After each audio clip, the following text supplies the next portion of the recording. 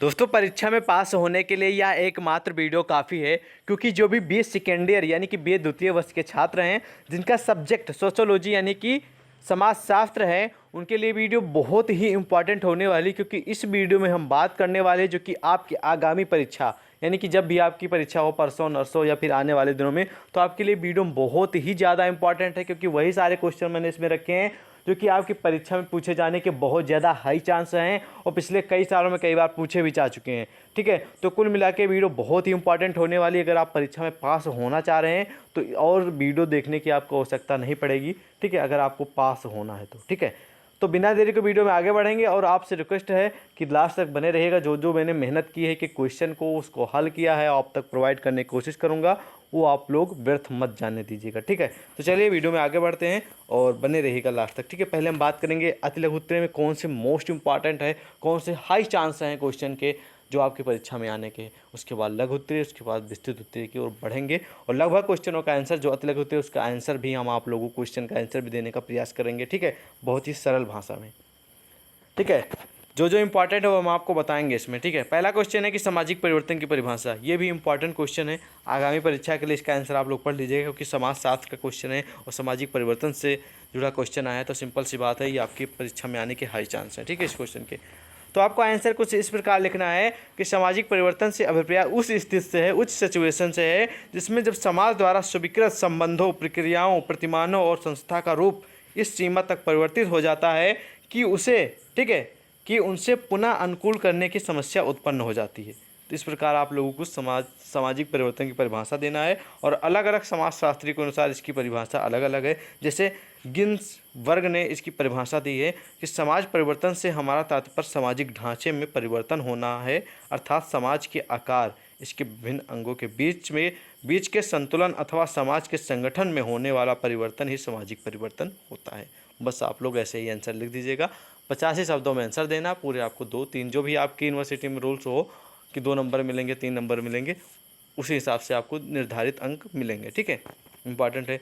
अगला क्वेश्चन है सामाजिक नियंत्रण में धर्म की भूमिका बताइए। इतना इंपॉर्टेंट नहीं, आप लोग पढ़ना चाहें तो पढ़ सकते हैं। क्वेश्चन मैं आपको बता दे रहा हूँ, आप लोग अपने सीरीज और क्वेश्चन बैंक में इसका आंसर पढ़ सकते हैं। जो जो हाई चांस है आपकी परीक्षा में आने को वो हम आपको जरूर कराएंगे आंसर। ठीक है, 3 नंबर क्वेश्चन है कि शिक्षा और सामाजिक नियंत्रण के बारे में लिखना। तो चलिए इसका आंसर मैं आपको बता दे रहा हूँ, क्योंकि इस क्वेश्चन के आने के हाई चांस है आपके परीक्षा में।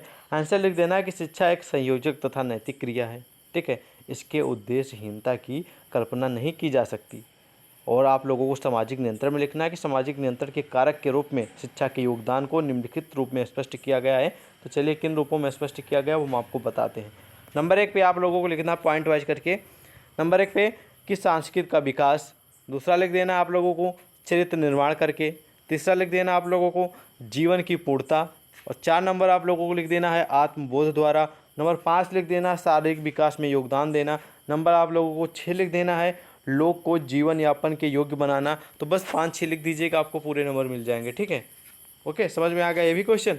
अगला क्वेश्चन की ओर हम बढ़ेंगे। अगला क्वेश्चन जो है कि प्रौद्योगिकी का अर्थ स्पष्ट कीजिए। ये भी इंपॉर्टेंट क्वेश्चन है, प्रौद्योगिकी से जुड़ा आपकी परीक्षा क्वेश्चन पूछा जाएगा। वो चाहे लघु उत्तरीय में आए, चाहे विस्तृत उत्तरीय में आए, चाहे वो लघु उत्तरीय में आए, पूछा जरूर जाएगा। तो प्रौद्योगिकी का अर्थ आप लोगों को देना है कि प्रौद्योगिकी का आशय उस व्यवस्था ज्ञान से है जिसके द्वारा विभिन्न यंत्रों तथा उपकरणों का प्रयोग संभव हो पाता है। इस प्रकार यह कह सकते हैं कि उद्देश्य पूर्ति के लिए जिन साधनों का हम प्रयोग करते हैं उनसे संबंधित उपकरण अथवा ज्ञान को प्रौद्योगिकी कहते हैं। बस सिंपल सा आंसर दे देना। ठीक है, टॉप लेवल का है। वर्ग और संघर्ष इतना इंपॉर्टेंट नहीं, आप लोग पढ़ना चाहते पढ़ सकते हैं, अदरवाइज इग्नोर भी कर सकते हैं। सामाजिक परिवर्तन के प्रतिमान, ये भी इतना इंपॉर्टेंट नहीं। अगला प्रश्न जो है सांस्कृतिक विलंबना, ये इंपॉर्टेंट, इसका आंसर मैं आपको बता दे रहा हूँ। इसमें आंसर आप लोगों को लिख देना है कि सांस्कृतिक, ठीक है, विलंबना की अवधारणा आगबर्न जो कि समाजशास्त्री हैं इन्होंने प्रस्तुत की है। इन्होंने 2 प्रकार की संस्कृतियों का, ठीक है, संस्कृतियों का उल्लेख किया। पहला है भौतिक संस्कृति। भौतिक संस्कृति में आप लोग लिख सकते हैं रेल, मोटर, टेलीफोन आदि। और अभौतिक संस्कृति दूसरा है, इसमें आप लोग लिख सकते हैं मानव की कला, दर्शन, सोचने समझने की पद्धति, ठीक है, आदि। तो ये आप लोग लिख दीजिएगा सांस्कृतिक विलंबना की परिभाषा। और इसके जो हैं वो 2, ठीक है, उल्लेख मिलते हैं। नंबर 1 है भौतिक संस्कृति, इसके अंदर रेल, मोटर, टेलीफोन आता है। और अभौतिक संस्कृति, इसके अंदर मानव की कला और एक्सेट्रा जो मैंने आपको बताया वो आता है। बस आपको पूरे नंबर मिल जाएंगे। ठीक है, इंपॉर्टेंट है ये भी। अगला प्रश्न है कि ठीक है, आधुनिकीकरण, ये भी इम्पॉर्टेंट है, आप लोग इसका आंसर भी पढ़ सकते हैं। इसका आंसर मैं आपको बता दे रहा हूँ, इसका आंसर आप लोगों को याद रखना है, लिखना है आंसर आप लोगों को, क्योंकि इसके भी अलग अलग जो समाजशास्त्री है उनके अनुसार इसकी अलग अलग परिभाषा है, तो आपको लिख देना है, ठीक है, कि आधुनिकीकरण रूपांतरण से संबंधित है। इसके अंतर्गत उन सभी पहलुओं जैसे राजनीतिक, सामाजिक, आर्थिक, आध्यात्मिक, धार्मिक तथा मनोवैज्ञानिक आदि का रूपांतरण किया जाता है जिसे व्यक्ति अपने समाज के निर्माण में प्रयोग करता है। ठीक है, तो ऐसे ही आप लोगों को लिख देना है, ज़्यादा लॉन्ग में नहीं लिखना है, नंबर पूरे मिल जाएंगे। ठीक है, अगला प्रश्न है आत्मदर्पण की सिद्धांत क्या है, ये भी इतना इंपॉर्टेंट है, आप लोग पढ़ सकते हैं। 10 नंबर है जो कि बहुत ही टॉप लेवल का क्वेश्चन आपकी परीक्षा में जरूर देखने को मिलेगा, 100% है वो, चाहे लघु उत्तम, चाहे विस्तृत, चाहे फिर शॉर्ट में। ठीक है, तो सामाजिक नियंत्रण से आप क्या समझते हैं, मैं आपको इसका आंसर बताऊंगा। इसका लिख देना आंसर आप लोगों को इस प्रकार लिखना है कि सामाजिक नियंत्रण समाज के व्यक्तियों के बीच स्थापित वो मान्यताएं, नियम, कानून, आदर्श तथा मापदंड हैं जिसकी समाज में व्यक्ति बिना किसी दबाव के पालन तथा निर्वाह करते हुए एक साम्यावस्था की स्थिति को बनाकर रखता है। सामाजिक नियंत्रण के द्वारा समाज का समुचित तथा सब सदस्यों का सर्वांगीण विकास स्वतंत्रतापूर्वक संभव हो सकता है, क्योंकि समाज के किसी भी व्यक्ति को यह अधिकार प्राप्त नहीं है कि वह समाज के अंदर सामाजिक मान्यताओं का सर्वथा उल्लंघन कर सके। यानी कि जो समाज के नियंत्रण होते हैं, ठीक है, नियंत्रित जो चीज़ बना दी गई हैं उनका आप लोग उल्लंघन करते हैं, जो नियंत्रित चीज़ें हैं उनका आप लोग दुरुपयोग करते हैं या फिर उस चीज़ का पालन नहीं करते हैं, तो आपके विरुद्ध कार्रवाई भी की जा सकती है। तो कुल मिला के किसी भी चीज़ का जो समाज में बनाई गई उसका आप लोग उल्लंघन मत करें, इसी का मतलब है सामाजिक नियंत्रण। ठीक है, कोई चीज़ वो नियंत्रित में रहे, ठीक है, नियंत्रण उसका होना चाहिए।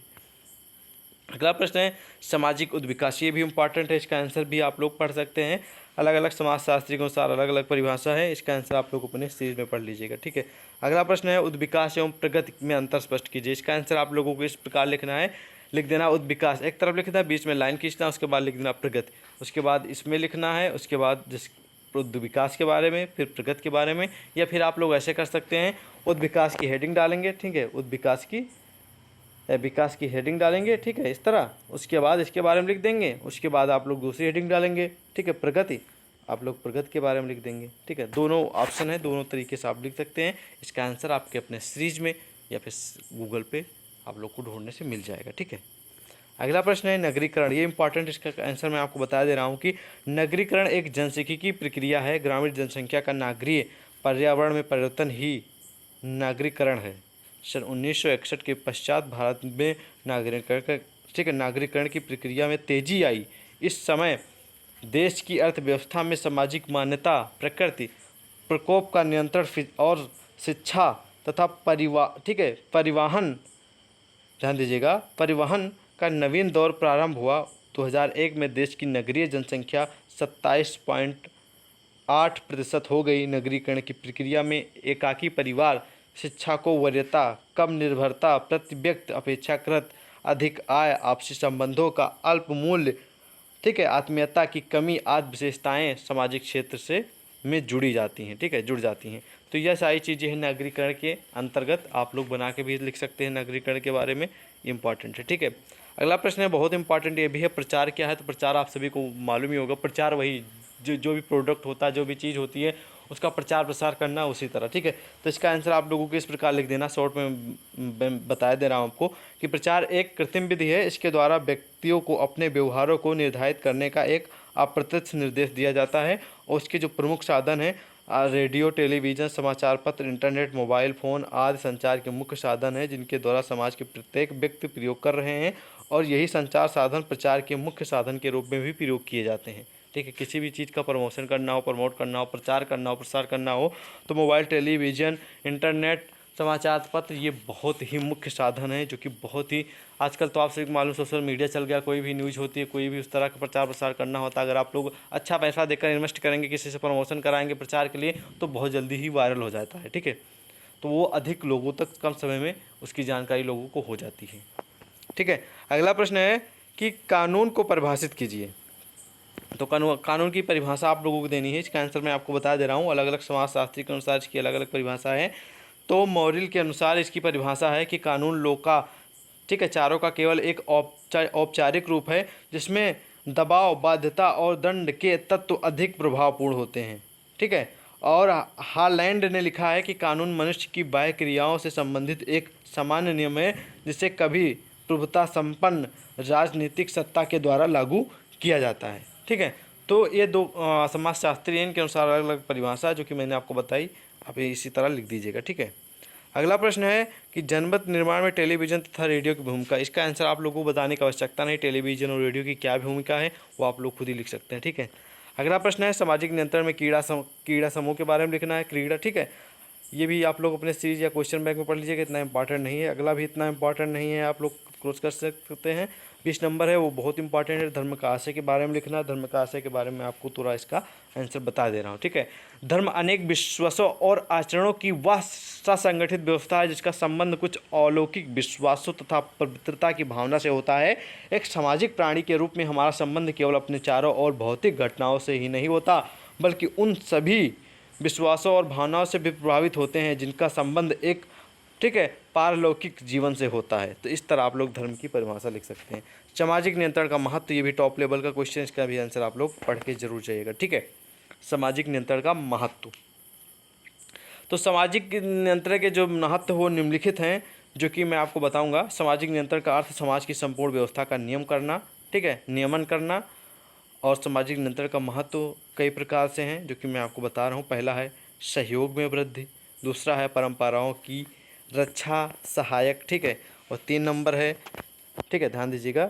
पहला मैं फिर से बता दे रहा हूँ, पहला है सहयोग में वृद्धि, दूसरा आप लोगों को लिख देना है, ठीक है, कि परंपराओं की रक्षा में सहायक, तीसरा आप लोगों को लिख देना है सामाजिक सुरक्षा में सहयोगी, चौथा आप लोगों को लिख देना है सामूहिक एकता में सहायक। बस 4 लिख दीजिएगा, पूरे नंबर मिल जाएंगे। ठीक है।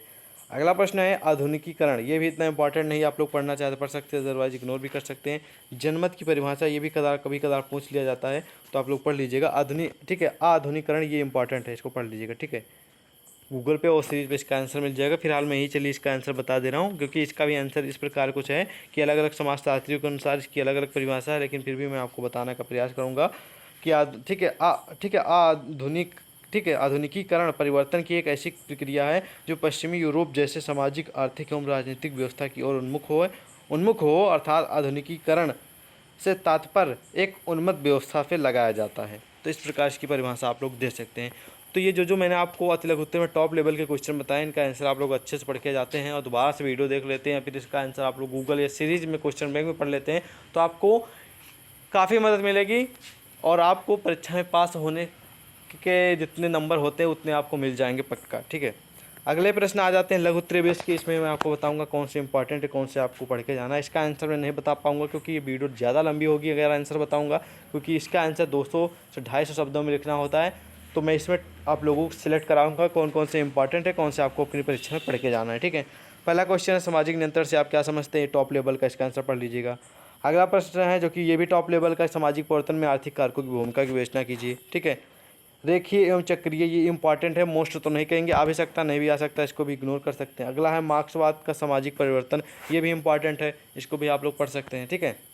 अगला प्रश्न जो आ जाता है वो है कूले के समाजीकरण के सिद्धांत की व्याख्या कीजिए, ये भी इंपॉर्टेंट है आपकी परीक्षा के लिए, इसको पढ़ लीजिएगा। 6 नंबर इतना इंपॉर्टेंट नहीं, क्रॉस कर दीजिए इसको। अगला सामाजिक एवं सांस्कृतिक परिवर्तन में अंतर बताइए, ये भी पढ़ लीजिएगा। ठीक है। अगला प्रश्न है वो भी इंपॉर्टेंट नहीं, आप लोग इग्नोर कर सकते हैं। 9 नंबर है, ये बहुत इंपॉर्टेंट है, सामाजिक नियंत्रण में प्रचार की भूमिका स्पष्ट कीजिए, इंपॉर्टेंट है। 10 नंबर है औपचारिक और अनौपचारिक नियंत्रण में स्पष्ट कीजिए, ये भी टॉप लेवल का, इसको भी पढ़ लीजिएगा। सामाजिक परिवर्तन की, ये इतना इंपॉर्टेंट है, इसे आप लोग इग्नोर कर सकते हैं। ठीक है, ये भी इग्नोर कर सकते हैं। अगला प्रश्न है वेबलेन, ये इंपॉर्टेंट है, सामाजिक परिवर्तन के सिद्धांतों को स्पष्ट कीजिए, इसको भी पढ़ लीजिएगा। ठीक है। अगला प्रश्न है 14 नंबर की सामाजिक नियंत्रण में शिक्षा की भूमिका, ये भी टॉप लेवल का, इसको भी पढ़ लीजिएगा, ये भी परीक्षा में आने के चांस है, हाई है। 15 नंबर है सामाजिक नियंत्रण क्या है, प्रत्यक्ष और अप्रत्यक्ष सामाजिक नियंत्रण में अंतर बताइए, ये भी टॉप लेवल का है, इसके भी चांस हाई हैं आपकी परीक्षा में आने का, इसका आंसर भी पढ़ लीजिएगा। ठीक है। तो ये सारे जो 15 क्वेश्चन है जिसमें से कम 6-7 क्वेश्चन जो मैं आपको इंपॉर्टेंट बताया उनको जरूर पढ़ के जाइएगा, आपकी परीक्षा में जरूर देखने को मिलेंगे। 100% श्योर है, कोई मजाक नहीं चल रहा, 100% मैं गारंटी ले रहा हूँ। ठीक है। परीक्षा देख के आएंगे तो आप लोग खुद ही कहेंगे कि हाँ सर जो आपने बताया था वही प्रश्न आए थे हमारी परीक्षा में। अब यहाँ पर बात करेंगे हम दीर्घ उत्तरीय प्रश्नों के बारे में। हालांकि जो दीर्घ उत्तरीय, लघु उत्तरीय और अति लघु उत्तरीय का ही संवेग होता है, इसी में थोड़ा आप लोगों को डिटेल में लिखना होता है, लगभग क्वेश्चन में सिमिलरिटी होती है फिलहाल, लेकिन आप लोग देख लीजिएगा। पहला प्रश्न है, सामाजिक नियंत्रण की परिभाषा दीजिए। सामाजिक परिवर्तन में औद्योगिक कारकों की भूमिका कीजिए, ये भी इंपॉर्टेंट है, इसको पढ़ लीजिएगा। सामाजिकरण क्या है, इसको भी पढ़ लीजिएगा। नगरीकरण ये भी पढ़ सकते हैं आप लोग। सामाजिक उद्विकास के बारे में आप लोग इसको इग्नोर कर सकते हैं, क्योंकि आपको ये क्वेश्चन आपने अतिलघु में पढ़ा ही है, ना पढ़िएगा, ये इतने चांस नहीं आने के। ठीक है, सामाजिक परिवर्तन के बारे में भी आपने देखा, उसमें बताया मैंने, इंपॉर्टेंट है।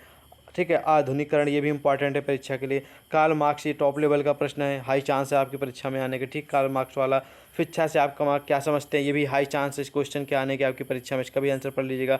प्रचार का ये भी मैंने आपको बताया, हाई चांस है आपकी परीक्षा में आने का। सामाजिक नियंत्रण ये भी हाई चांस है आपकी परीक्षा में। औद्योगिकरण ये भी इंपॉर्टेंट है आपकी परीक्षा में आने के ज़्यादा चांस है। कुल मिला के 4 से 5 क्वेश्चन, आपके 5 क्वेश्चन पूछे जाते हैं विस्तृत उत्तरीय के, जिसमें से आप लोगों को सिर्फ और सिर्फ 2 क्वेश्चन का आंसर देना होगा। ठीक है, इसमें से जो मैंने 10 क्वेश्चन 11 क्वेश्चन है, इसमें से आप लोग जो मैंने टॉप लेवल के बताए, इनमें से 4-5 क्वेश्चन पढ़ लेंगे तो आपको 2 क्वेश्चन तो आपकी परीक्षा में जरूर ऐसे देखने को मिलेंगे जो मैं यहाँ पर बता रहा हूँ। ठीक है, तो कुल मिला के आपको ये सारे क्वेश्चन का आंसर अच्छे से पढ़ के जाना है। मैं भरोसा दिलाता हूँ आपको काफ़ी मदद मिलेगी आपकी परीक्षा में, आपको फेल होने से कोई नहीं रोक सकता। ठीक है, फिलहाल मैंने जितने भी पिछले वीडियो बनाए उसमें मैंने जो क्वेश्चन बताया वो आपकी परीक्षा में फंसे हैं, इसलिए मुझे विश्वास हुआ और मैं आप तक गारंटी लेने पे आ गया। ठीक है, मैं गारंटी लेता हूँ सीधा। ठीक है, फिलहाल आपको वीडियो अच्छी लगी तो लाइक करिएगा। इसी तरह और भी सब्जेक्ट का क्वेश्चन पेपर, मॉडल पेपर चाहिए तो कमेंट में ज़रूर बताएं, हम आप तक प्रोवाइड करेंगे। मिलते हैं नेक्स्ट क्लास में, तब तक के लिए जय हिंद।